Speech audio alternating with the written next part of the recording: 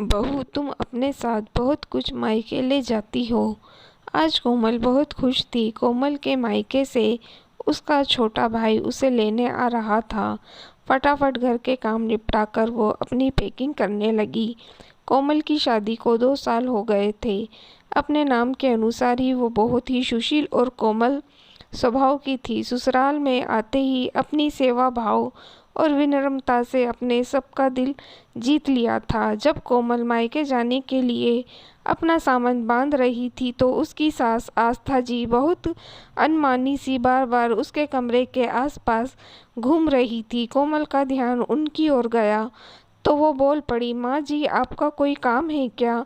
आपकी तबीयत तो ठीक है ना? आस्था जी मुंह फुलाकर कमरे में आ गई और बेड पर बैठ गई। उन्हें इस तरह देखकर कोमल ने घबराते हुए कहा, क्या हुआ माँ जी, मुझसे कोई गलती हो गई क्या? आस्था जी कोमल की तरफ मुंह करके बोली, बहू, तुम अपने साथ बहुत कुछ मायके ले जाती हो, मुझे अच्छा नहीं लगता। सासू माँ की ये बात सुनकर कोमल स्तंभ रह गई। उसे उम्मीद नहीं थी कि आस्था जी ऐसा कहेंगी।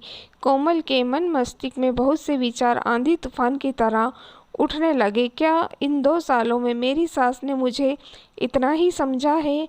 मेरी निस्वार्थ सेवा का आज मुझे ये परिणाम मिल रहा है कि मेरी सास का विश्वास मुझ पर से उड़ गया है।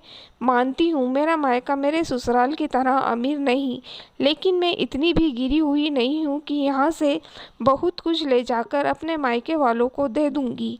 कोमल का गला रुंध गया। उसने मुंह से हकलाते हुए बस यही निकाला, ना नहीं माँ जी, आप जो चाहो मेरी अटैची खोलकर देख लो। आस्था जी की आंखें सिकुड़ कर डांटते हुए कहा, चल हट पगली, मैंने कब कहा कि तुम यहाँ से कोई सामान अपने मायके ले जाती हो? कोमल हैरान सी उनका मुंह देखने लगी, जैसे पूछ रही है तो क्या फिर?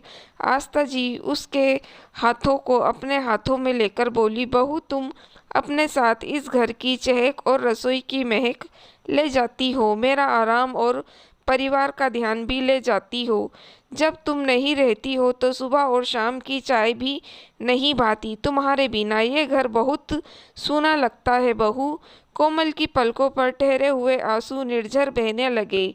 आस्था जी फिर बोल उठी, बहू, मैं तो बस इतना कह रही थी कि जल्दी वापस आ जाना। कोमल अपनी सासू माँ के गले से लिपट गई। हाँ माँ, मैं जल्दी आ जाऊंगी, लेकिन आप अपना ख्याल रखना। इतनी देर में कोमल का भाई उसे लेने आ गया। आस्था जी ने कोमल को एक पैकेट पकड़ाते हुए कहा, बहू, इसमें तुम्हारे भाई और छोटी बहन के लिए कपड़े और कुछ मिठाइयाँ हैं। बेटियाँ खाली हाथ मायके नहीं जाती।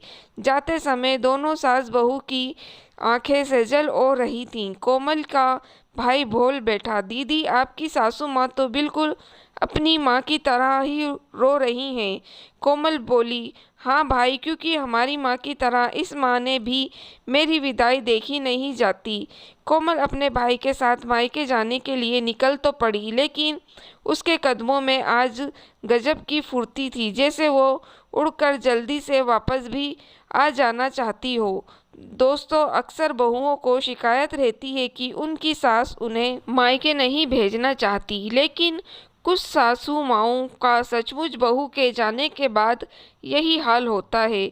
बस वो ये बातें अपनी बहू से कह नहीं पाती। वैसे तो हर माता पिता यही चाहते हैं कि उनकी बेटी को ससुराल में मायके की याद ना आए। यदि सास और ससुराल ऐसा हो तो बेटी खुद ही अपने मायके में ज़्यादा दिन रुक नहीं पाती।